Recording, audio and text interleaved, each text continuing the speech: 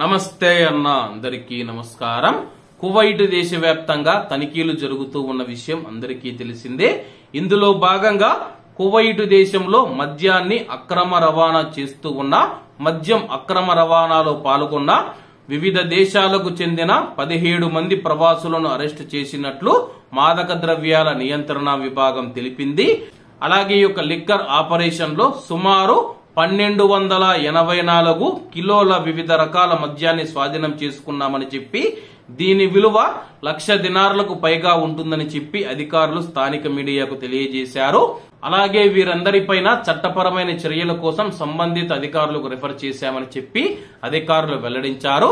Kuwait దేశవ్యాప్తంగా నిర్వహించిన తనిఖీలలో చాలా మంది దగ్గర నుంచి వివిధ దేశాలకు సంబంధించిన 17 మంది ప్రవాసులను అరెస్టు చేస్తే వారి దగ్గర నుంచి పెద్ద మొత్తంలో మాదక ద్రవ్యాలు మరియు మద్యం బాటిళ్లను స్వాధీనం చేసుకోవడం జరిగింది.